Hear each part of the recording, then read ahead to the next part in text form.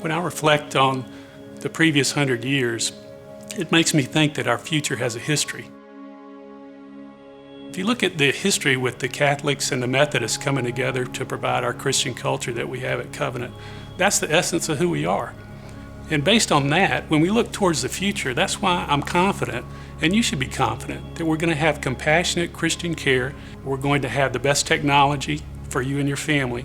We're going to have atmosphere that encourages our caregivers to pray with you and your family and exercise the Christian heritage that we have and you've come to enjoy and that we like for our caregivers to provide you.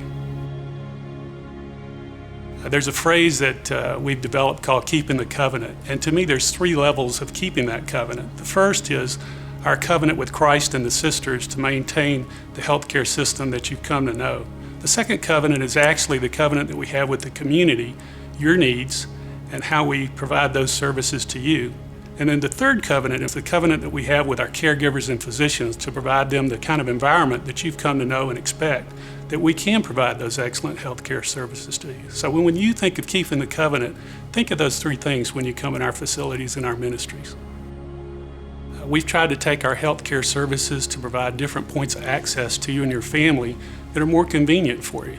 But it's interesting, over the next 100 years, I would think that we're going to see some investment in bricks and mortar, but more of an investment in different technologies that'll provide you more individualized and personalized services that you can not only select when you want your health care, where you want your health care, and how you want your health care delivered to you and your family, even through a cell phone.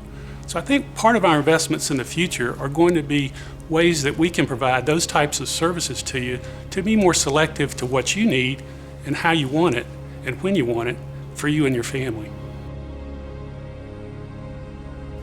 When you think about the service area that Covenant provides our healthcare services to, it's not incompatible with the way that the Sisters of St. Joseph started in 1650 under the leadership of Father Madai.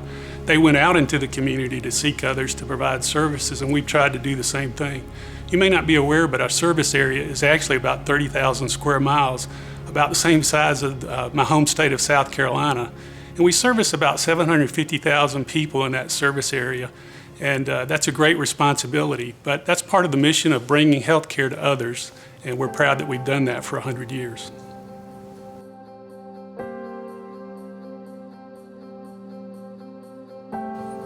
I'm sure many of you have driven down 19th Street and seen the old tower being demolished on the west side of the Covenant Medical Center campus. We're making way for a new tower. That's just part of a $468 million construction project across eastern New Mexico and West Texas. For example, we also spent $42 million on our Joe Arrington Cancer Center, and it's just a state-of-the-art facility. If you haven't had a tour, I hope you will.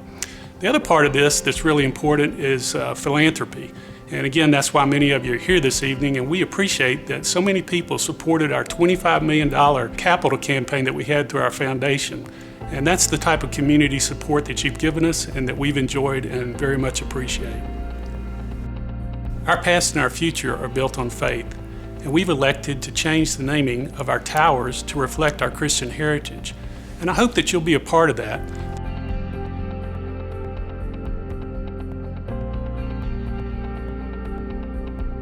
Let me connect some dots for you as to why it's important to have your support. First, most hospitals don't receive the level of reimbursement that we need from Medicare and Medicaid.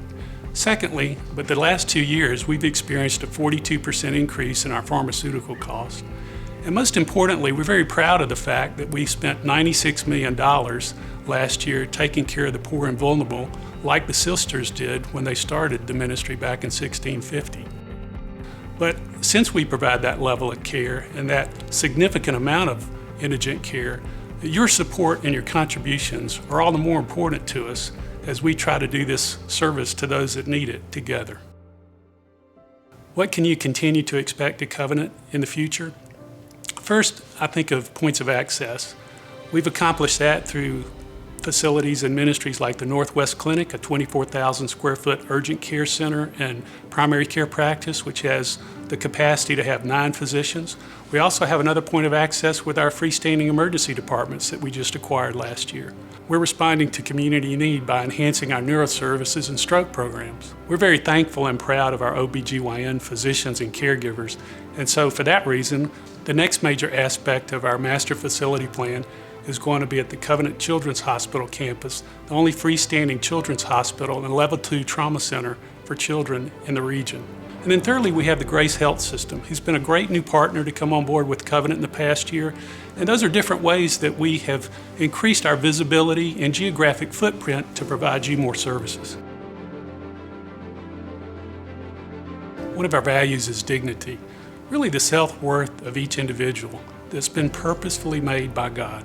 And we recognize that each person has that need in their life. And we certainly hope in the way that we provide sacred encounters to you and your family members that you feel that same reflection of dignity and compassion from our caregivers.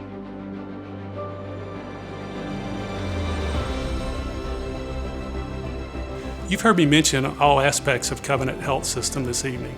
Actually, Covenant Health System is your health system. It has been for the last 100 years. And I promise to you that we make a commitment to you and your family members when you seek our services that you can expect the same thing for the next 100 years. Competent caregivers, compassionate delivery of care, technology the state of the art, and a health system that recognizes its Christian heritage and provides that level of support that you and your family members need.